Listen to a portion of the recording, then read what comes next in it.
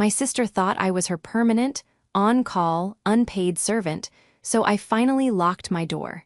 She responded by telling my parents I was unstable and a danger to her children. An hour later, I was forced to play security footage for a police officer, and I set a trap she never saw coming. This is where the story truly begins, and you won't want to miss what happens. Make sure you're subscribed to see it through to the end. We're always curious. Where in the world are you all watching from today? Let us know in the comments. The migraine had started an hour ago, a familiar, dull throb behind my left eye that signaled an impending explosion of pain. I'd taken my medication, but I knew I was on borrowed time. I stared at the audio file on my computer, the cursor blinking mockingly. Stats Surgical Report, Dr. Al-Jamal, the file was named. Urgent. A complex triple bypass procedure, and the surgeon, a notoriously fast talker, had dictated over 40 minutes of post-operative notes that I needed to transcribe, proof, and return within the next 2 hours. My biggest client, a surgical group that paid half my monthly bills, depended on me for this kind of turnaround. At 42, I had built a precarious freelance career as a medical transcriptionist, a job that required absolute silence and intense focus, all from the small home office I'd fought so hard to maintain. My focus was shattered by the crunch of gravel in my driveway. I didn't even need to look up.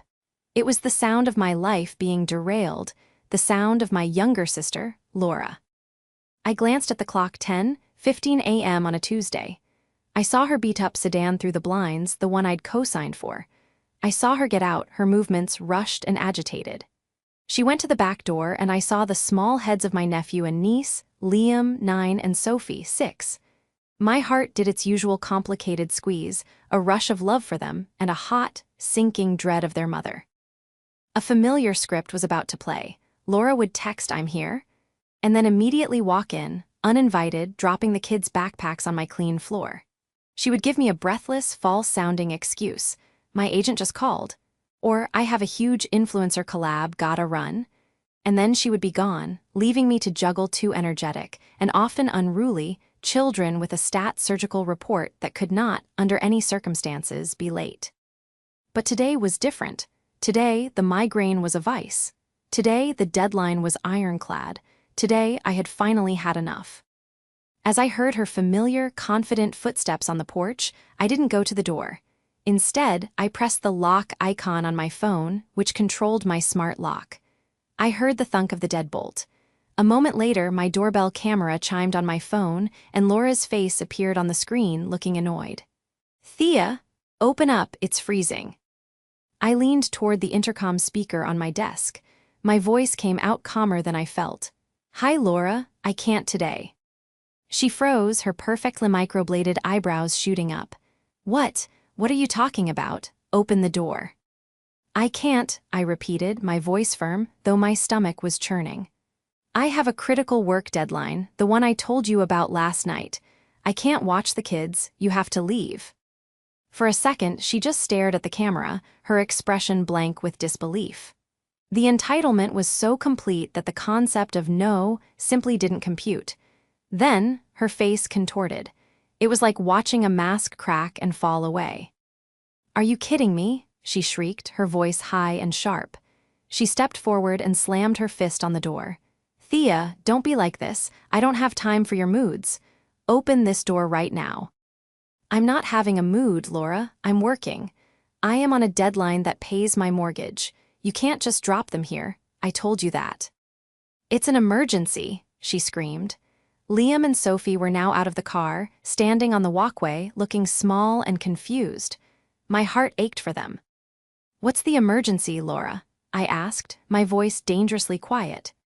She sputtered, My meeting, it's with a huge brand. This could be my big break, Thea, and you're trying to ruin it. You're so selfish. You just sit in there all day doing nothing."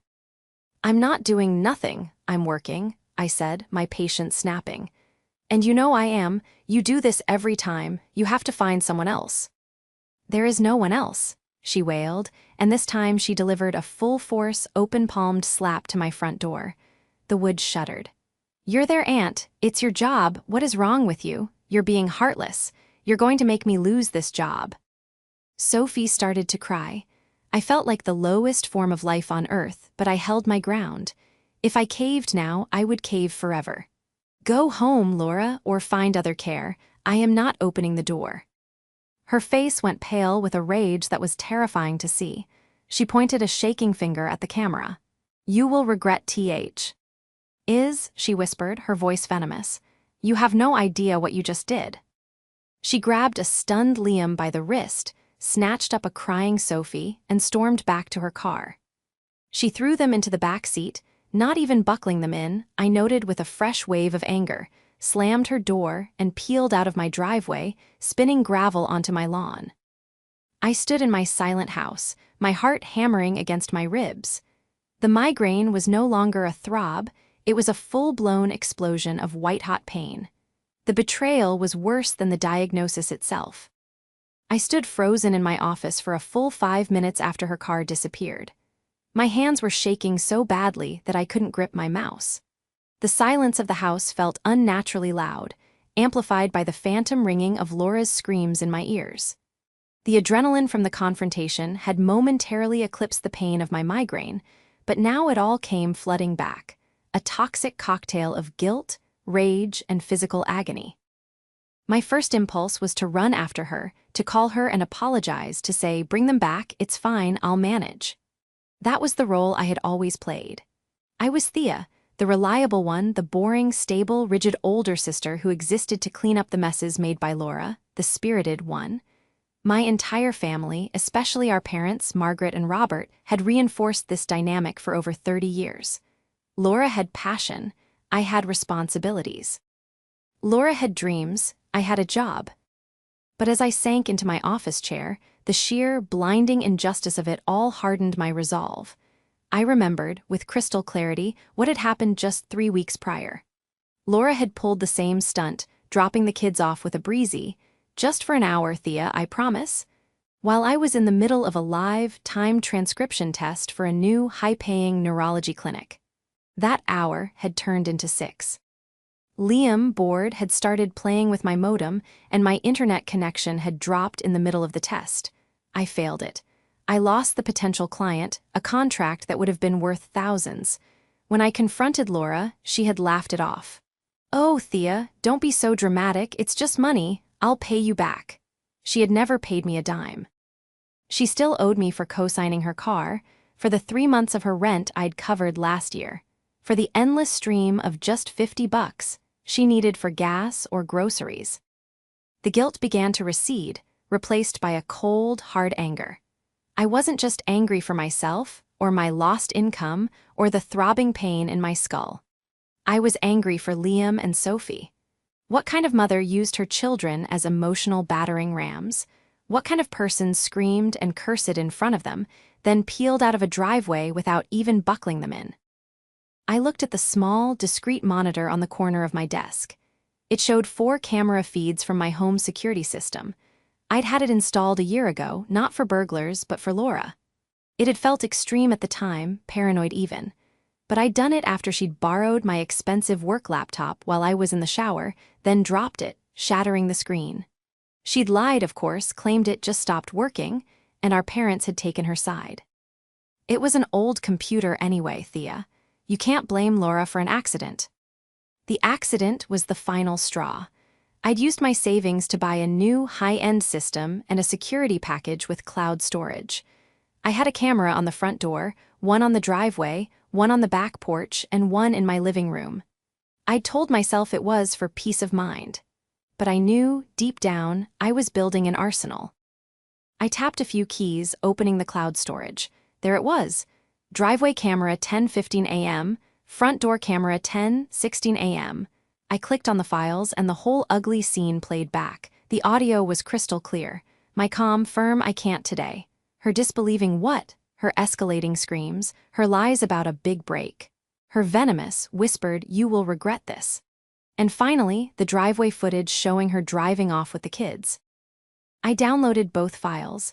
I saved them to my desktop, then backed them up to a separate, encrypted hard drive. I felt a strange, cold calm settle over me. The guilt was gone. Laura, in her blinding rage, always forgot one crucial thing: this house has eyes and ears, and I was no longer willing to be the silent witness to her destruction. I was now the curator of her consequences. I took a deep breath, swallowed 2 more painkillers, and turned back to the surgeon's audio file. I had work to do. My relationship with Laura was a 38-year-long case study in one-sided sacrifice. I was the elder by 4 years, and from the moment she was born, I was designated her keeper. I was the old soul, the responsible one. Laura was the wild child, the free spirit. Our parents, Margaret and Robert, reveled in this dynamic. They were retired now, living comfortably in a condo an hour away, but their entire parenting philosophy had been one of lazy typecasting. I was praised for good grades and predictable behavior. Laura was praised for breathing. When I'd buckled down in college, aiming for a stable career that would give me independence, Laura had drifted, changing her major 5 times before dropping out to find herself. This finding involved a string of bad jobs, worse boyfriends, and a constant, draining siphon on our parents' finances, and by extension, mine. I was the one who drove her to the hospital when she got appendicitis at 2 a.m. because her boyfriend at the time was too drunk. I was the one who scraped together the security deposit for her first apartment. And when she'd announced her pregnancy with Liam, the result of a short-lived relationship with a man who wisely vanished, I was the one who hosted her baby shower, bought her crib, and held her hand during the delivery. I'd done the same for Sophie, whose father was equally absent. I loved those children. I adored them. I kept their favorite snacks in my pantry, their drawings taped to my fridge. They were the only innocent parties in this endless, exhausting drama, but my love for them had become a weapon Laura used against me. Because I worked from home, she and my parents had collectively decided that my time was not valuable. "You're home anyway," was the constant refrain. "It's not like you have a real job, Thea. You just type." They conveniently ignored the fact that my typing paid my mortgage, my bills, and more often than not, Laura's bills too. Laura, now 38, had no discernible job. She claimed to be a social media influencer, which in reality meant she had a few thousand followers on Instagram and spent her days taking selfies in cafes she couldn't afford while trying to get free products. She presented her life as a high-stress, glamorous hustle. I knew it was a carefully constructed lie, funded by our parents' retirement fund and my guilt. The antagonist in my life wasn't just Laura. It was the entire system my family had built. My parents were the architects of her dysfunction. Just last month, I'd tried to set a boundary. I'd called a family meeting, a conference call, really, and tried to explain calmly that I needed advance notice for babysitting. "Oh, Thea, don't be so rigid," my mother, Margaret, had sighed, her voice dripping with disappointment. "Laura is doing her best. It's so hard for a single mother." "I'm a single person," I'd countered, my voice tight. "I have a demanding job, my clients have emergencies, I can't just drop everything." "It's family, Thea," my father, Robert, had chimed in, using his final word tone. "Family helps each other. Your sister needs you. You're lucky you don't have kids of your own, you don't know what real stress is." The implication was clear. My stress, my work, my life was secondary to Laura's whims. My sacrifices weren't seen as sacrifices, they were seen as obligations. My home wasn't my sanctuary, it was Laura's free daycare. Laura herself was the most polished and manipulative of all. She could weep on command, spinning tales of woe about near-missed opportunities and cruel twists of fate. She spoke of her brand and her network with a straight face, as if she were a CEO and not someone who'd been evicted twice in 3 years. Her meetings were almost always lunches with friends. Her emergencies were hair appointments. She was a black hole of need, and I had been her primary source of fuel for my entire life. Today, I had finally cut the fuel line, and as I sat at my desk, the silence in the house felt less like a void and more like a shield. I knew the fight wasn't over. This was just the opening shot. But for the first time, I wasn't waiting to see what she would do next. I was waiting for them. The throbbing in my head had subsided to a dull ache, thanks to the medication and the sudden, sharp focus of my anger. I'd managed to finish the stat transcription for Dr. Al-Jamal, triple-checking it for any errors, and had emailed it to the surgical group with 10 minutes to spare. The relief was immediate, but it was short-lived. My victory felt hollow, overshadowed by the certainty that retaliation was coming. Laura was not the type to accept defeat. She was the type to escalate, to scorch the earth. My clever trap, as I'd come to think of it, was the security system. It was my only piece of leverage in a family dynamic that had been stacked against me from birth. I'd installed the system after the laptop incident, paying extra for the premium cloud storage plan that saved every file for 30 days, no matter what. I'd chosen cameras with high-definition video and, crucially, high-fidelity audio. I wanted a record. I didn't know what I was preparing for exactly, maybe just to prove to myself that I wasn't crazy, that the gaslighting I endured was real. Now, I knew. The system wasn't just for my peace of mind, it was my witness. I went into the kitchen to make a cup of tea, my hands still not perfectly steady. I was a passive victim by nature. My instinct was to smooth things over, to apologize even when I wasn't wrong, just to make the tension stop. But something in me had snapped this morning. It was the sight of Sophie's face, her little mouth trembling as her mother screamed. It was the casual, dangerous way Laura had sped off without buckling them in. This wasn't just about me and my job anymore. This was about them. My phone, sitting on the kitchen counter, buzzed. My stomach leaped. It was a text, not from Laura, but from my mother, Margaret. "Call me, now, what did you do to your sister?" The capitals, the accusation, not what happened, or is everything okay, but what did you do? The verdict was already in, I was guilty. My thumb hovered over the call button. I could picture the conversation perfectly. My mother's voice, thick with disappointment and manufactured concern. "Thea, Laura is hysterical. She said you locked her out in the cold. She said you screamed at her in front of those poor children. She's at our house right now, crying her eyes out. How could you be so cruel?" And I would defend myself, my voice getting higher as I got more frustrated. "That's not what happened. She's lying. I was on a deadline." And my father would get on the line. "Thea, your sister is in a fragile state. You need to apologize. You need to make this right. You're tearing this family apart." I would be outnumbered, outmaneuvered, and steamrolled, just as I had been 1,000 times before. I would end the call feeling exhausted, defeated, and full of doubt. Not this time. I took a deep breath and made a decision. I was no longer a passive victim. I was an active strategist. I would not call them. I would not engage. They were not seeking the truth. They were seeking my submission. Instead, I went back to my computer. I opened my email and composed a new message to my personal, private email address. I attached the 2 video files, doorbell 10:16 a.m. MP4 and driveway 10:18 a.m. MP4. I hit send. Now the files were in 2 separate cloud systems, plus my external hard drive. They were safe. My phone buzzed again, and again. A string of texts from my mother, each more frantic than the last. "Thea, pick up the phone. This is not funny. Laura is a wreck. Your father is furious. Are you punishing her? Is that it? You are being incredibly childish." I watched the messages pop up, and for the first time I felt nothing. No guilt, no panic, just a cold, clear certainty. They were following a script, but I had the real one.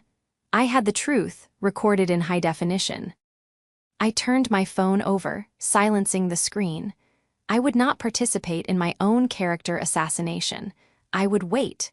The burden of proof was no longer on me. It was on the video files saved on my hard drive.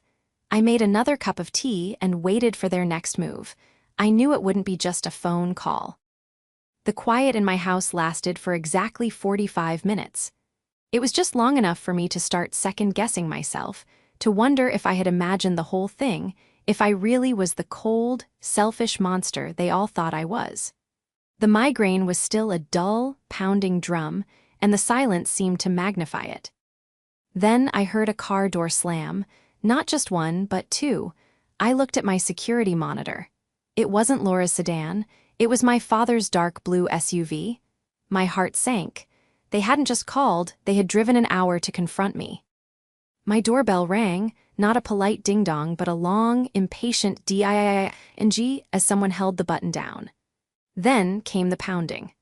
Not the hysterical, flailing pounding of Laura, but the heavy, righteous fist of my father, Robert. "Thea, open this door, we know you're in there," he boomed. I walked to my office, my legs feeling like lead, and sat at my desk. I activated the intercom, just as I had with Laura. "What do you want?"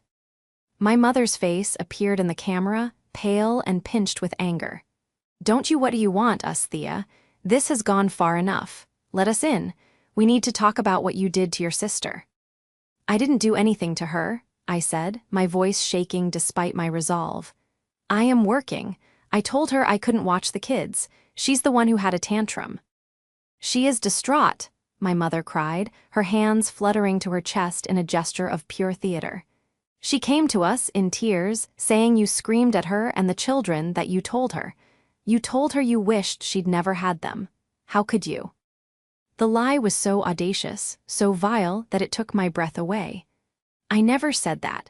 That is an absolute, disgusting lie, and you know it." "We know what we heard, Thea," my father's voice cut in, his face now looming in the camera. He looked furious.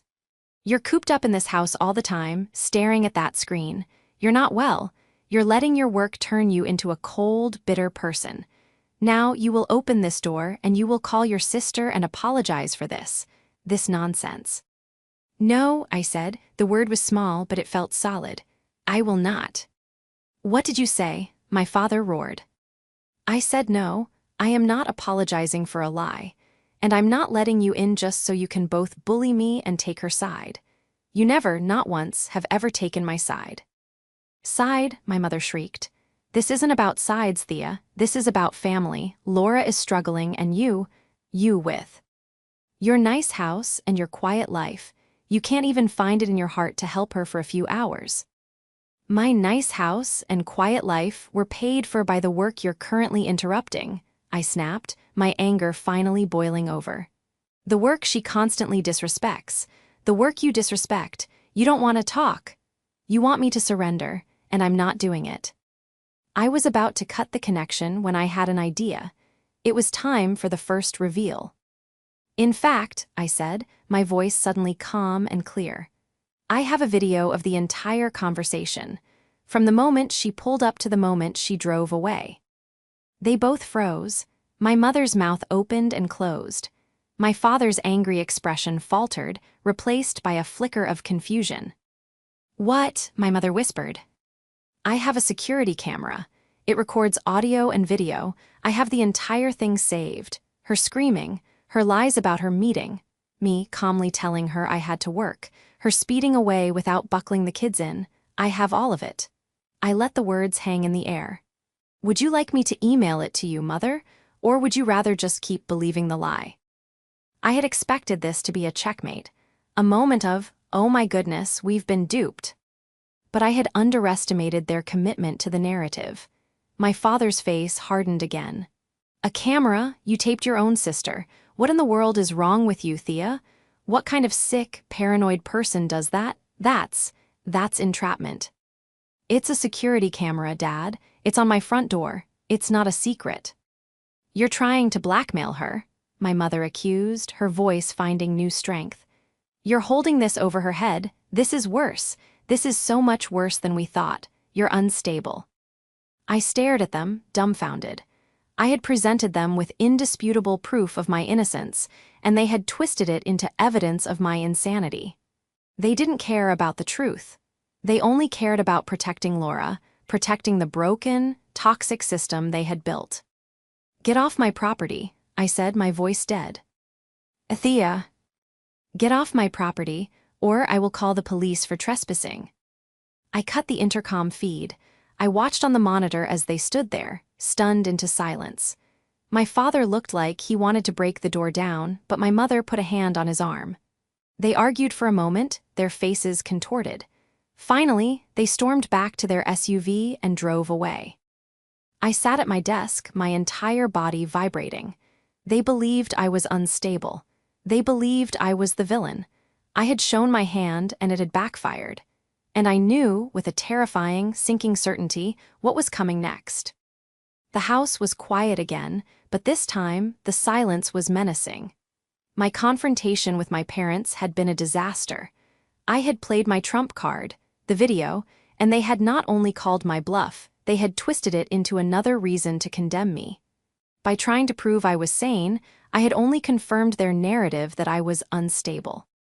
My migraine, which had momentarily retreated, came roaring back. I felt sick. Laura, my parents, they were a closed system.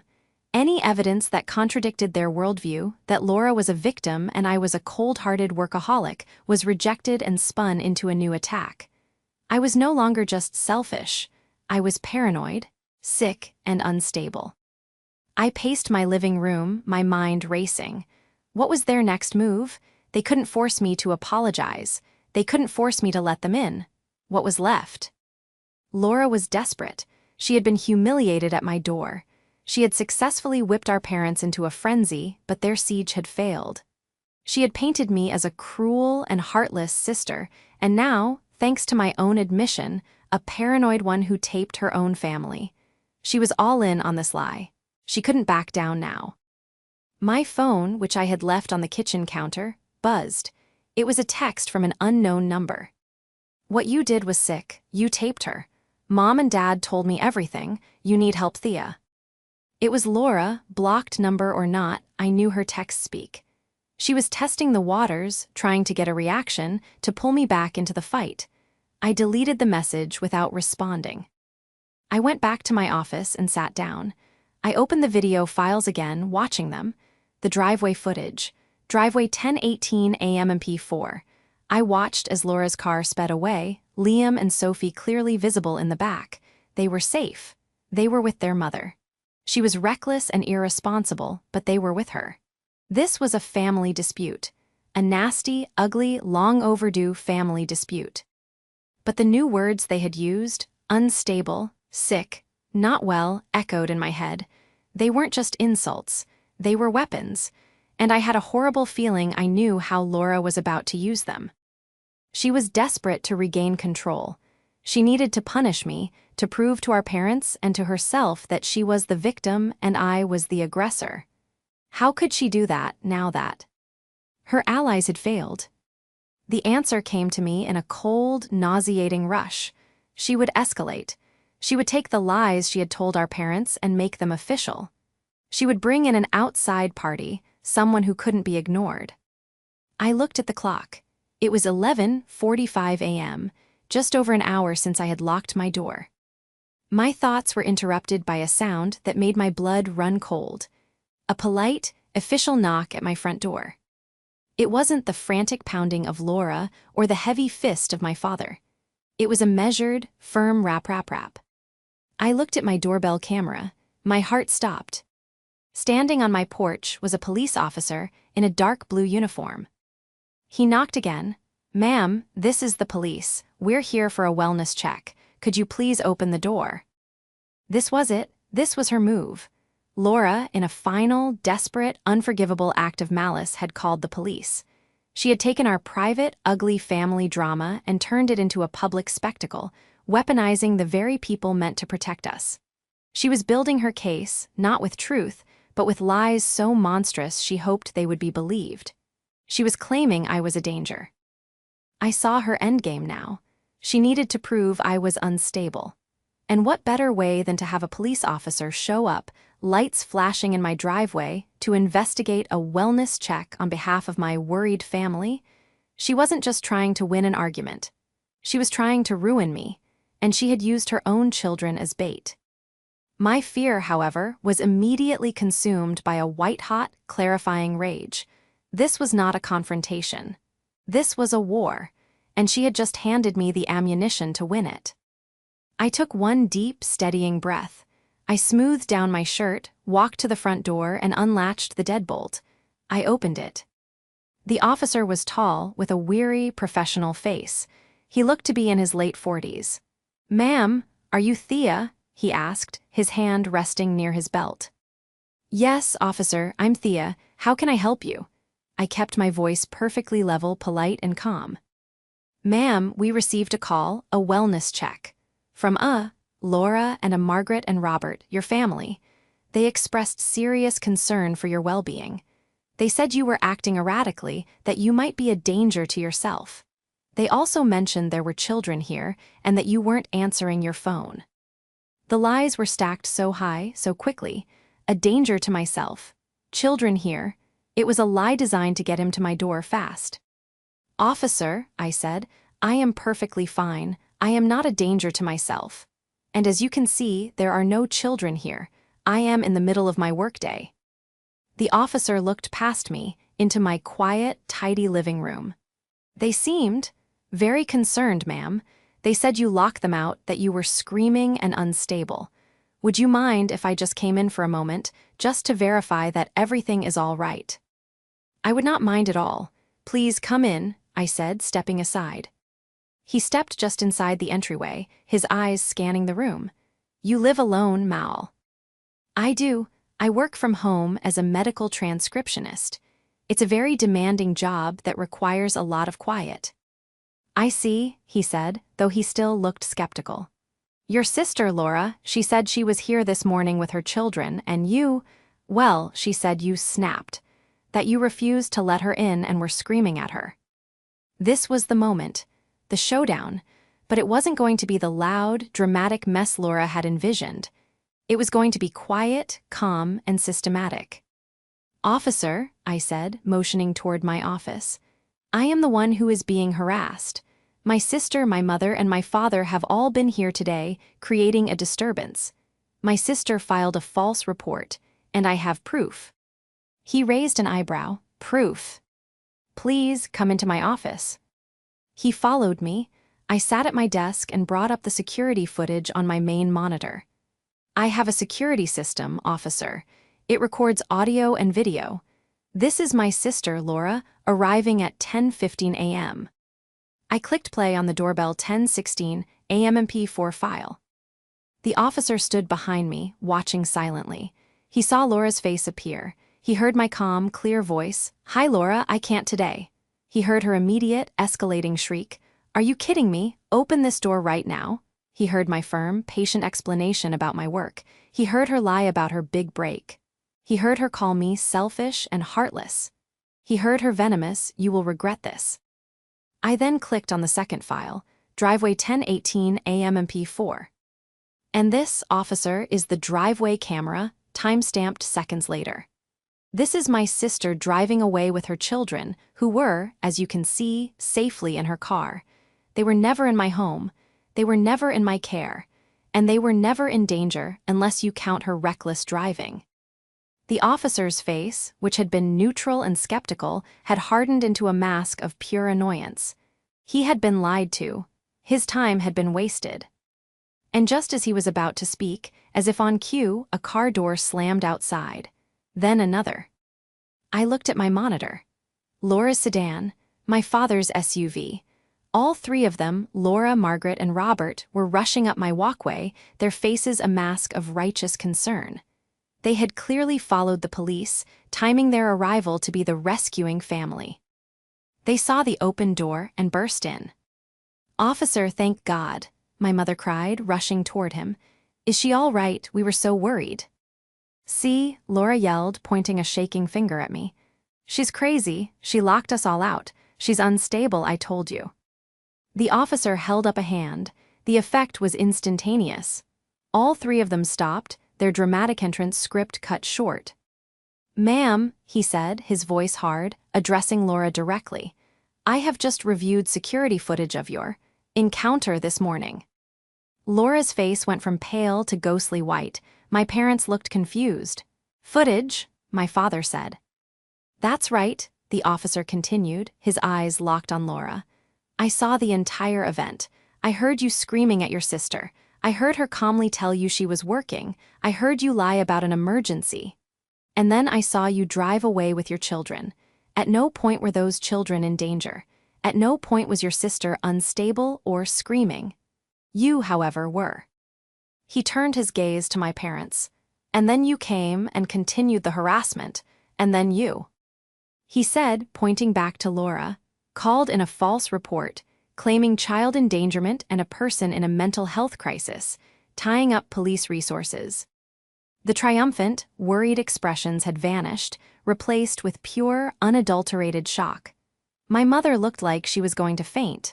My father's face was beet red. Laura began to sputter. But she taped me. That's illegal. She's sick. Ma'am, the officer said, his voice dangerously low. Your sister has a security camera on her own front door. That is perfectly legal. What is not legal is filing a false police report. Wasting police resources is a very serious offense. It keeps me from responding to actual emergencies. He took a step toward them, and they instinctively recoiled. I have everything I need. You will all leave this property immediately. You will not contact your sister again. If I get one more call to this address from any of you, I will not be as understanding. Do you understand me? My mother just nodded, her eyes wide. My father stared at the floor. But Laura, even in total defeat, had one last shot. She looked at me, her eyes filled with a hatred so pure it was stunning. You did this, she whispered. You tore this family apart. No, Laura, I said, my voice clear and strong, echoing in the sudden silence. You did, you lied, and I just told the truth. Get out of my house. The officer stayed until all three of them were back in their cars. He watched them drive away, my parents in their SUV, looking shell-shocked and small, and Laura peeling out in a cloud of gravel, just as she had before. When they were gone, the officer turned to me, his expression softening. Ma'am, I am truly sorry for that. That was a lot. Thank you, officer. I appreciate you handling it so well, I said, my knees suddenly weak. You have a right to work, and you have a right to peace in your own home, he said. He handed me a small card with a case number on it. For your records, if they contact you again, call us and reference this file. We'll take it very seriously. What your sister did, that's not just a family spat, that's a crime. I nodded, unable to speak. He gave me a polite nod and left. I closed the door, and this time I bolted the deadbolt. The silence that filled my house was profound. It was no longer menacing. It was a vast, open, beautiful quiet. It was the sound of peace. It was the sound of done. I went back to my office and sat at my desk. I felt empty, but not in a bad way. I was emptied of the dread, the guilt, the constant, low-level anxiety that had been my companion for decades. I was free. I knew the road ahead wouldn't be simple. My family, as I knew it, was over. The toxic, codependent, gaslighting structure had been shattered, and the pieces were scattered. But I knew, with absolute certainty, that what was broken could not be, and should not be, put back together. I did one last thing. I opened my email. I composed a new message to my parents. The subject line was, "The truth." In the body, I simply wrote, "You wanted to know what happened. Here it is. You accused me of being unstable and cruel, and you believed a pathological liar over your own daughter. You enabled her behavior, and you participated in this harassment. This is what you enabled. This is what you defended." I attached the two video files. Doorbell 10:16 a.m. MP4 and Driveway 10:18 a.m. MP4. I added one final line, "Do not contact me until you are ready to apologize. Not to me, but to the truth." I hit send. Then I went into my phone and I blocked Laura's number, my mother's number, and my father's number. The next few weeks were strange. The silence was absolute. No angry texts, no surprise visits, no drama. At first, it was jarring. I kept checking my phone, bracing for an attack that never came. Then I started to relax. I took on a new client, the neurology clinic I had failed the test for. They had another opening, and with my house finally, truly quiet, I passed their new test with a 100% accuracy rating. My income increased by 30%. I started sleeping through the night. The migraines that had plagued me for years began to fade, becoming less frequent and less severe. I had never realized how much of my physical illness was tied to the constant, grinding stress of my family. About a month later, I received a letter. It was handwritten from my mother. It was long, full of justifications, but you have to understand clauses. But buried in the third paragraph were the words I'd waited my whole life to hear. We watched the videos. We didn't know, we see now. We are so sorry, Thea, we failed you. I put the letter down. I didn't call her. It was a start, but it was not a resolution. Healing, if it ever came, would be on my terms and on my timeline. My life is quiet now. I work, I read, I take walks. I have my home, my sanctuary back. My network of friends, long neggle. CTED has rallied around me. Laura, I heard, had to get a real job. The bank of mom and dad and the free daycare of Thea was permanently closed. She is furious, but her anger has no power over me anymore. I have my peace, I have my proof, and I have my vindication. And as it turns out, that is worth so much more than a family's broken, toxic idea of love.